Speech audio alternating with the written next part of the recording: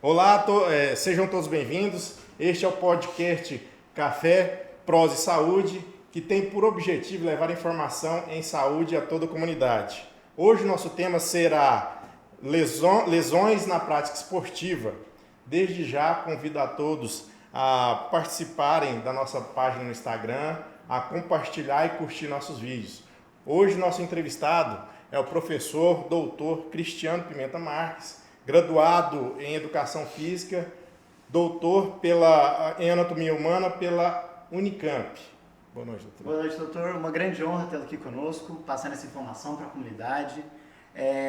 Gostaria de ressaltar para se inscrever no canal, curtir os vídeos, compartilhar, que dá um engajamento bacana para a gente aí continuar fazendo essa informação. Bom dia. Olá Célio, João, a todos que acompanham esse programa de extensão universitária da Faculdade de Medicina da UniRV Campus Lusiânia, né? O Café, Prosa e Saúde, e esse projeto que fala de saúde pública. Então eu fico muito feliz pelo convite, é sempre uma honra para cada um dos professores e convidados que participam aqui, porque vocês conseguem ter um alcance real, levando informação para a comunidade. Então vale reforçar aquela tríade da divulgação, né? Vai lá, se inscreve, curte, compartilha, porque essa informação vai longe aí dentro daquele objetivo proposto. E eu fico à vontade aí para a gente conversar sobre lesões no esporte, atividade física. Esse tema me chamou muita atenção, principalmente quando a gente pensa que todo mundo quer fazer atividade física. Mas sempre tem aquela questão que é, eu não tenho tempo, como eu vou organizar meu tempo? E eu trouxe alguns dados interessantes, assim, por exemplo, 47% da população brasileira, ela é sedentária.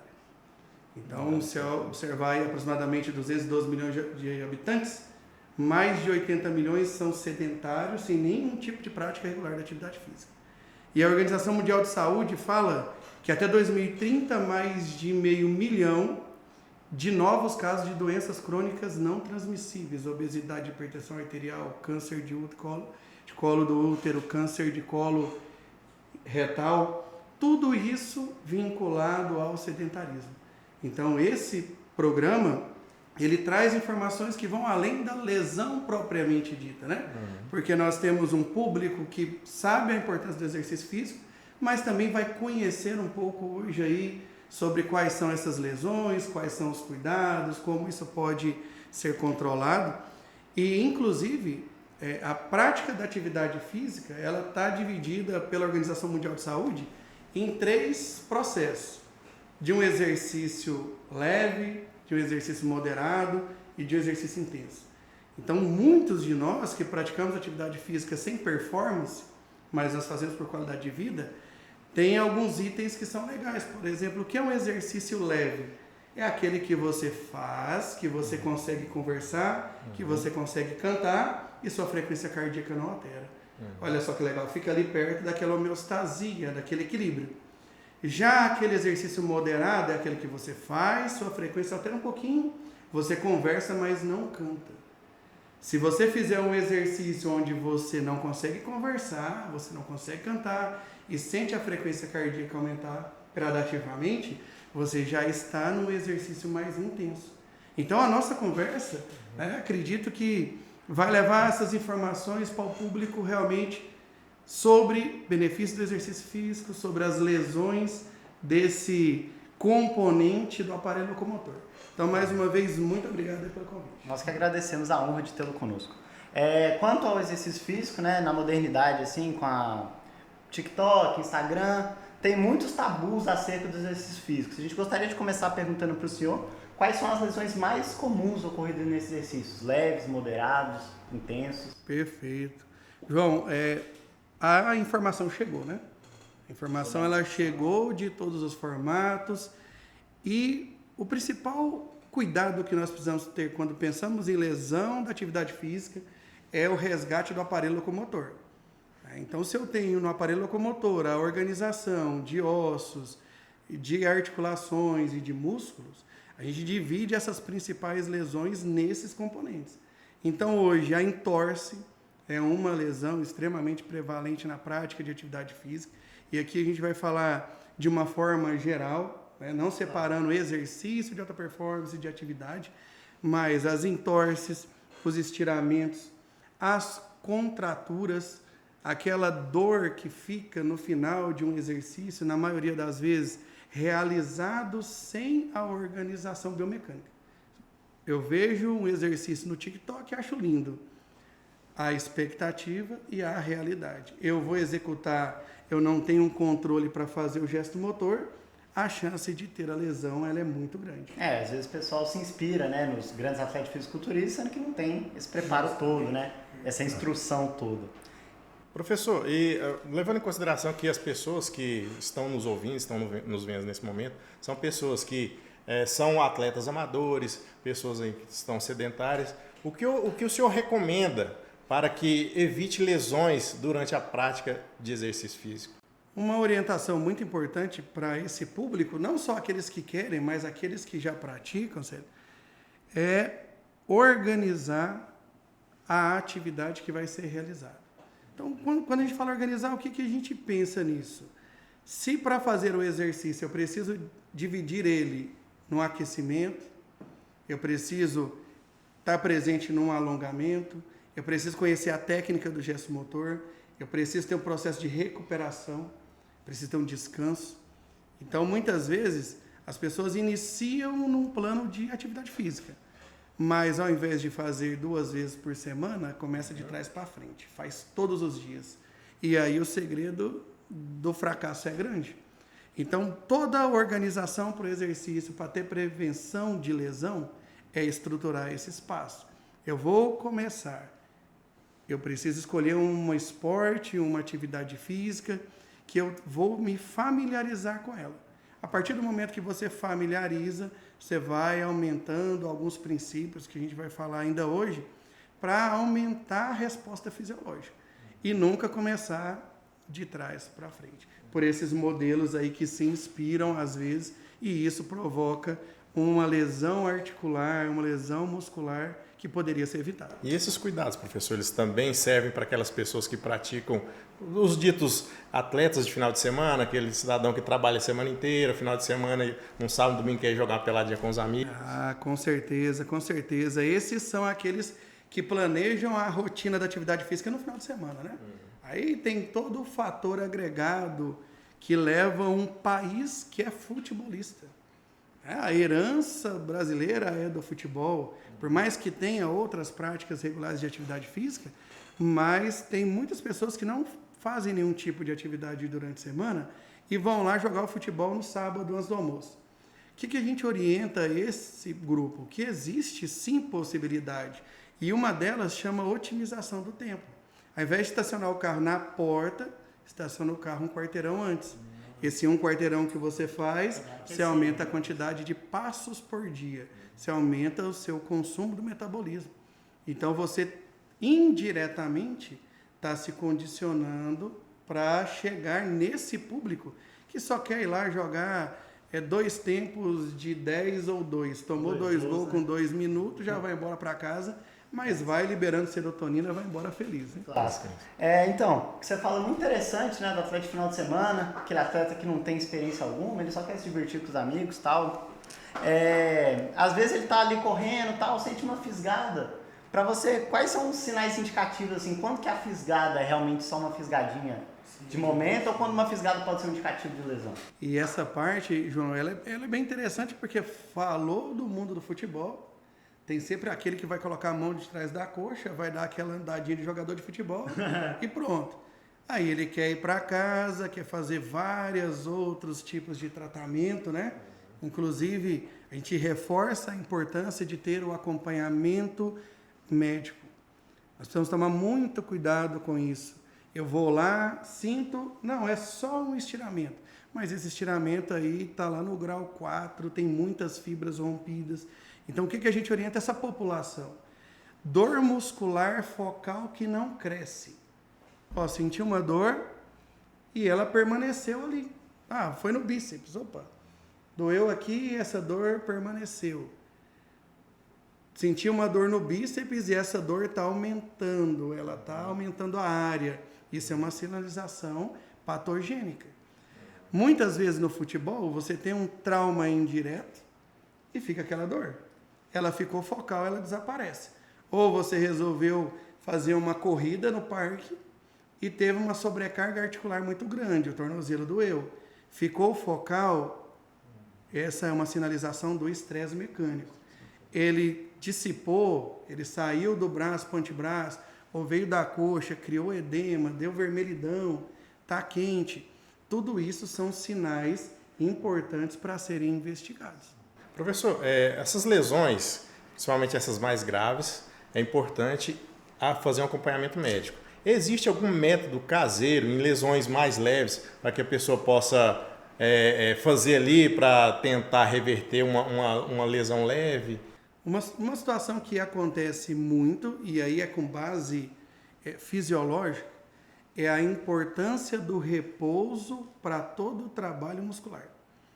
Então, existem princípios fisiológicos que a fibra muscular, ela mesmo regenera após ela sofrer um estresse. Então, você faz um exercício justamente para provocar uma microlesão, essa lesão vem a regeneração e aquela fibra em reconstrução fica mais forte. Quais são os cuidados? Né? Hoje a informação, e esse programa traz isso, nós temos sinalizações, por exemplo, como a crioterapia.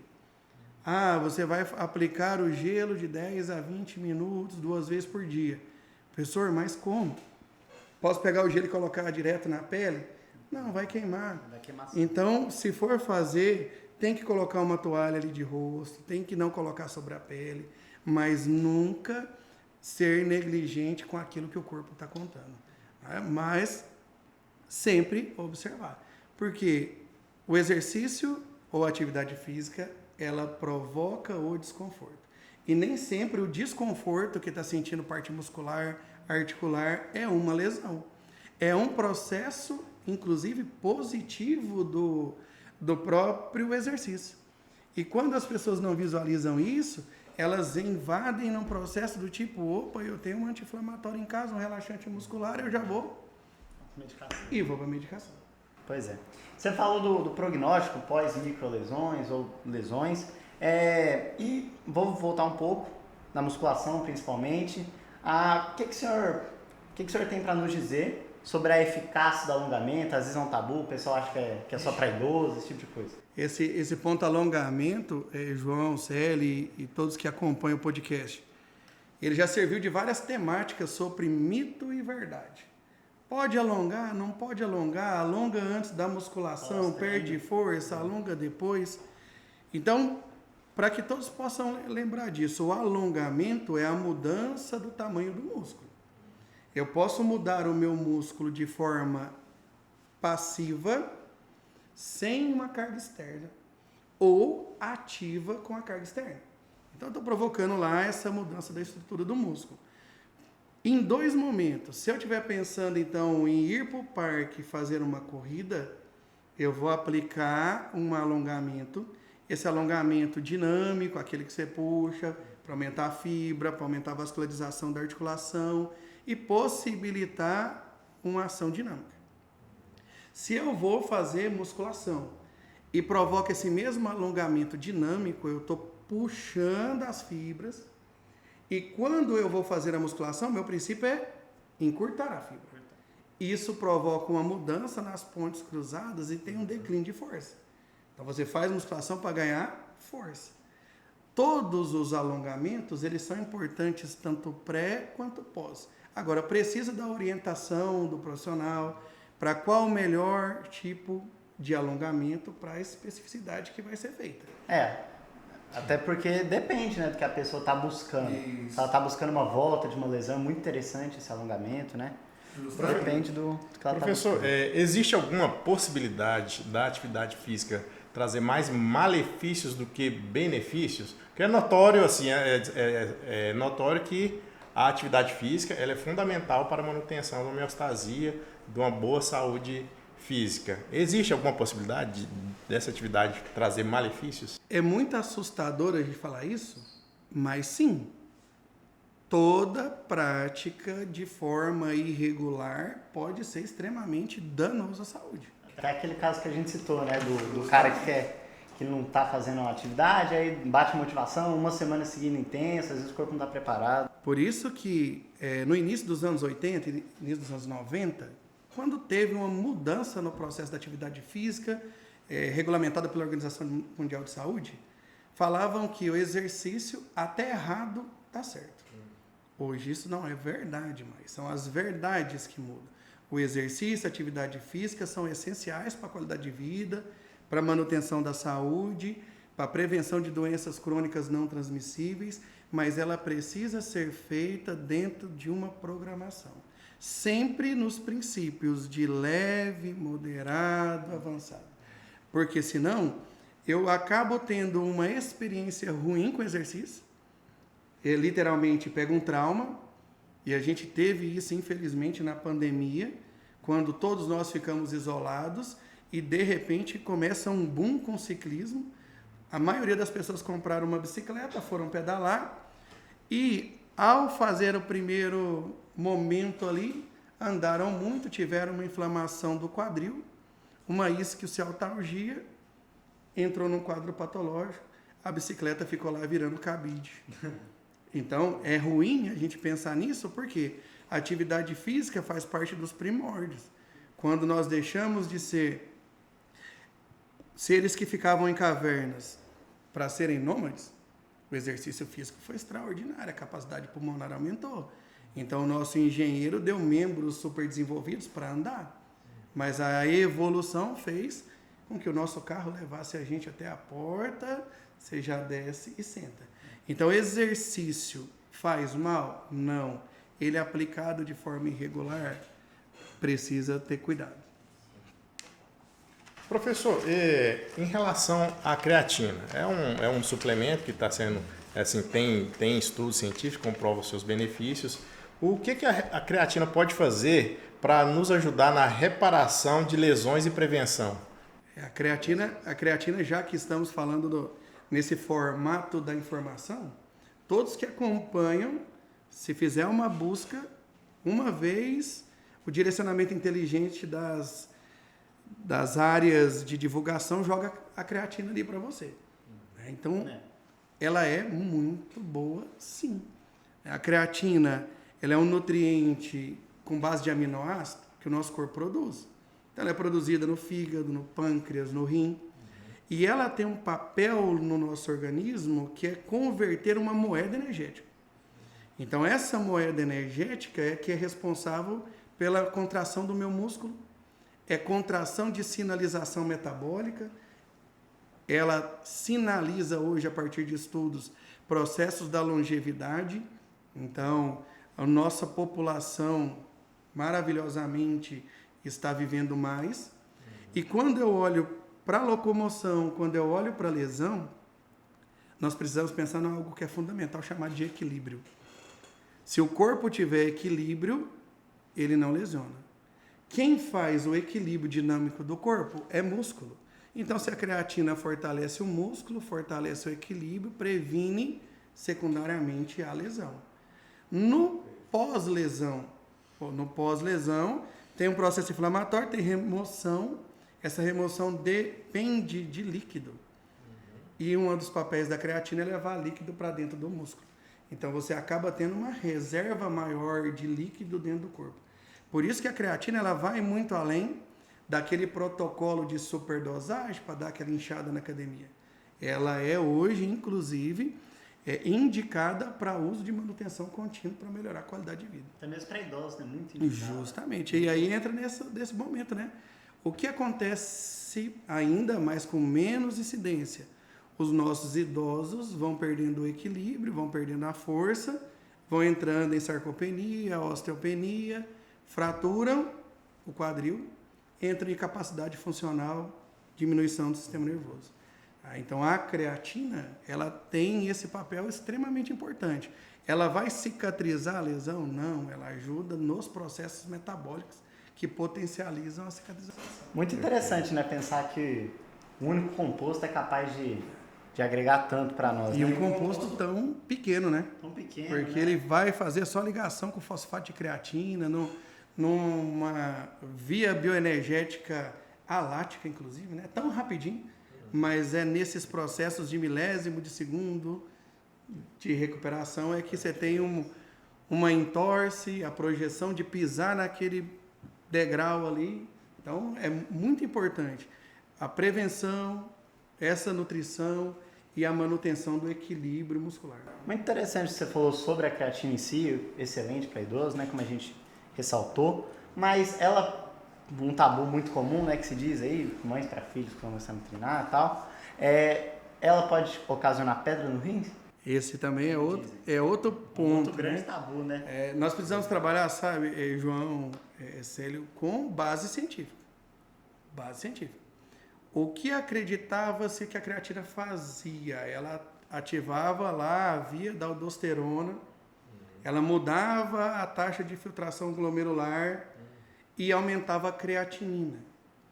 Hoje, os estudos já provaram que ela não tem esse impacto, que ela não é indutora de cálculos renais, por exemplo.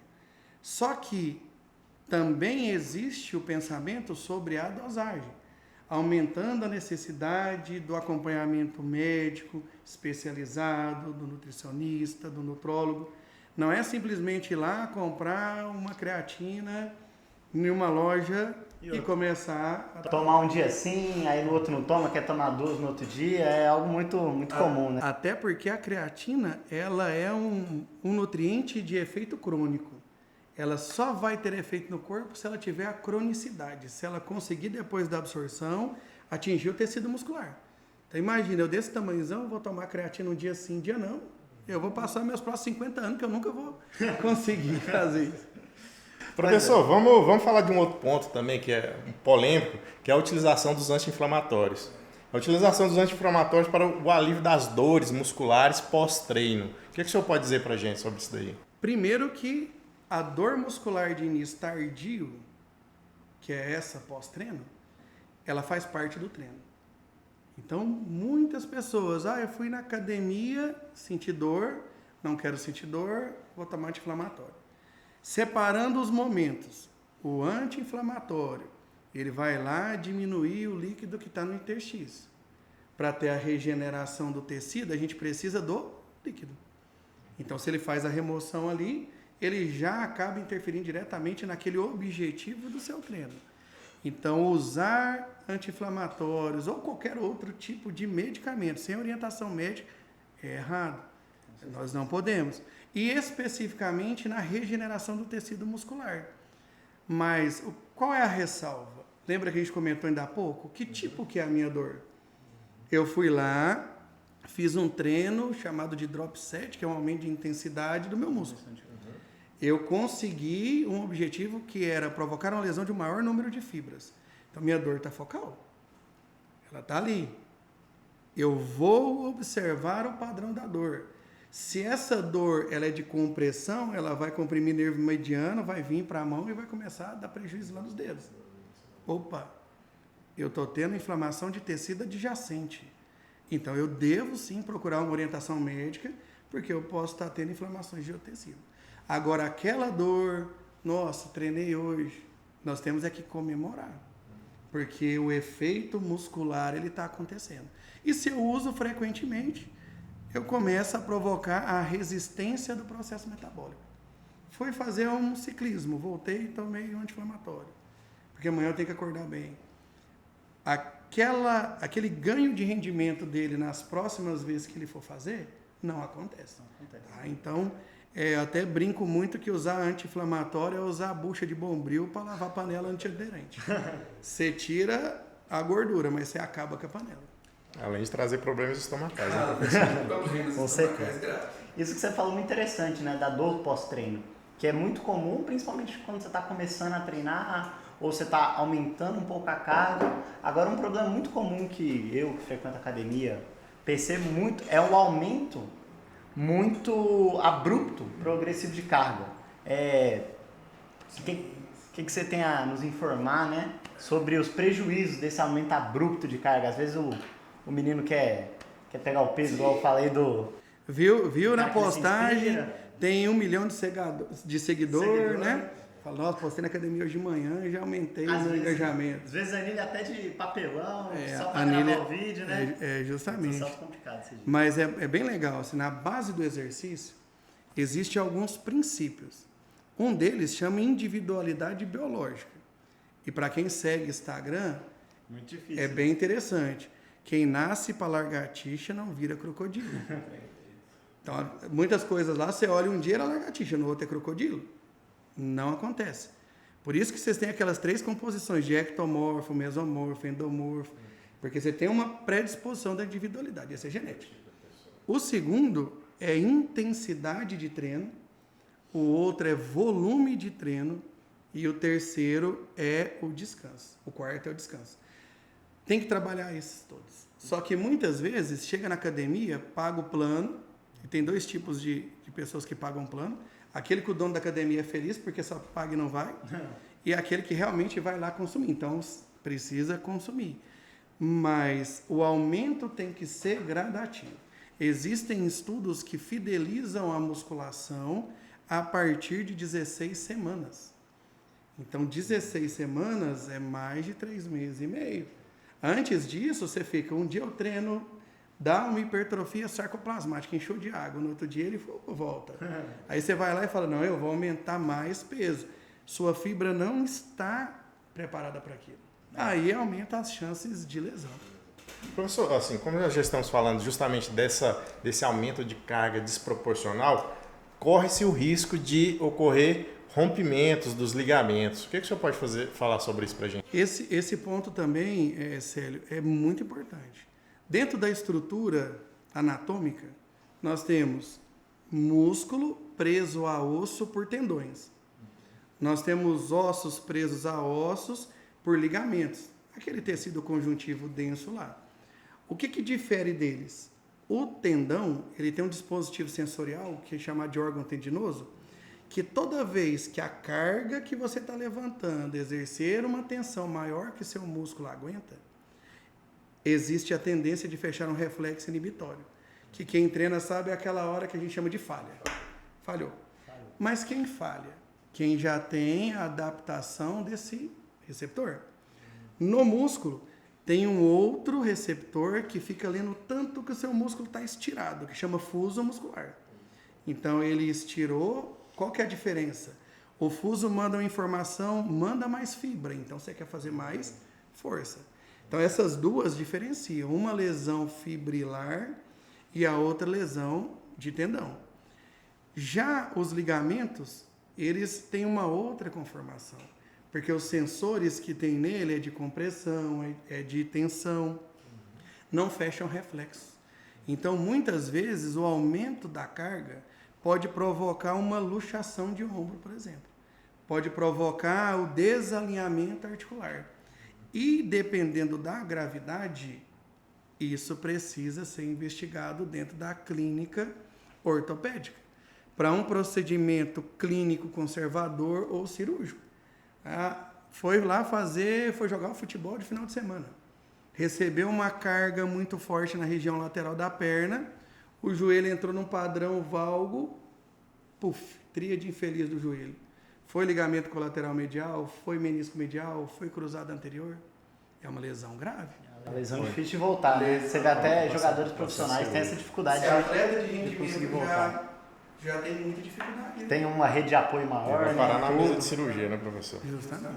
Quanto ao rompimento rompimento de ligamento, lesões no geral, já vi algumas na academia, o negócio é feio mesmo. O quão importante você diria ser a fisioterapia nesses casos? Fundamental. Estou falando isso justamente, né? Porque tem gente, já vi até influencers famosos falar, não, isso aqui é coisa de vovô, não melhora nada, né? Isso muito é comum. Legal. E mais uma vez, parabenizar vocês aí pela organização desse podcast, porque nós precisamos trabalhar com essa informação que vai chegar na casa de quem está assistindo e fala, opa, eu tenho diagnóstico, eu tenho intervenção clínica e depois eu tenho fisioterapia. Porque a fisioterapia vai trabalhar com uma coisa que muitos falam, é de vovozinho, mas chama isso aqui, ó, amplitude de movimento. A fisioterapia devolve amplitude de movimento, devolve a propriocepção, que é eu pegar no corpo sem precisar olhar, para depois ter gradativamente o ganho de força.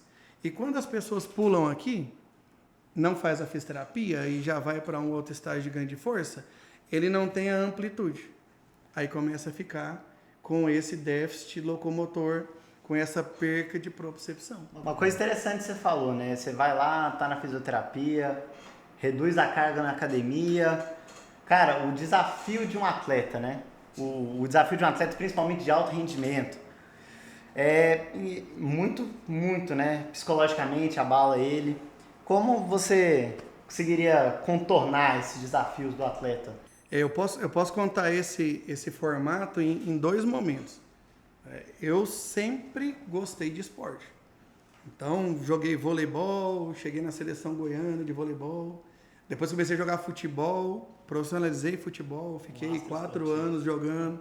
Tive lesões, vivenciei do lado atleta, que é você ter uma lesão, ter que fazer fisioterapia, ter que fazer contraste, que é o choque frio e gelado, ter que fazer infiltração de corticoide articular para diminuir dor, mas por causa de um rendimento esportivo, de alto rendimento.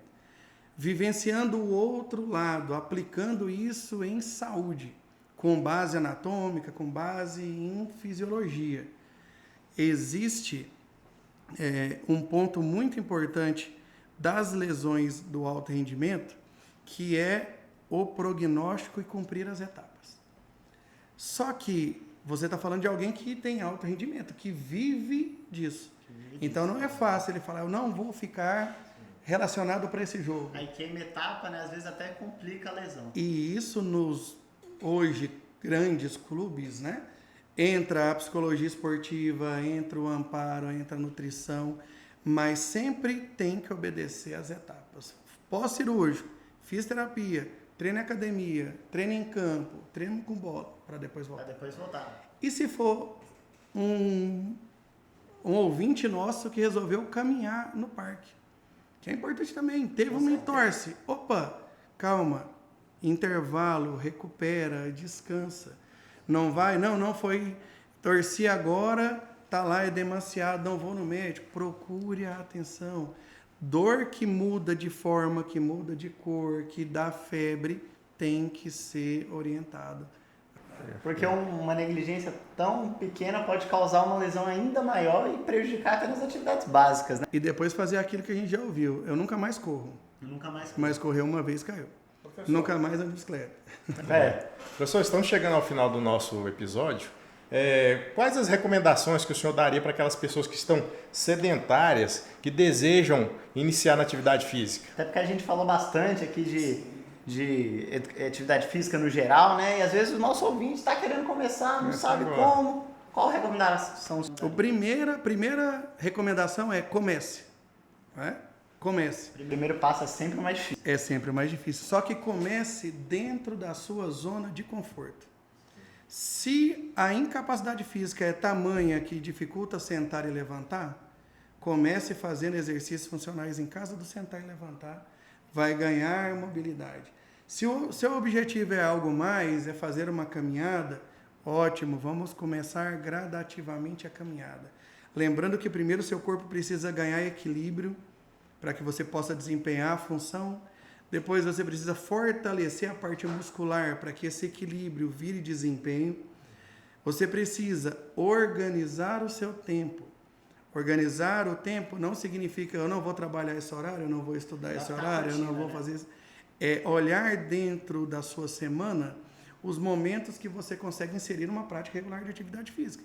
A Organização Mundial de Saúde fala que é no mínimo 30 minutos daquele exercício que você anda, conversa, mas não canta, lembra o moderado? Sim. Se ele for aquele que você não canta, não conversa e aumenta a frequência, isso diminui para 15 a 20 minutos.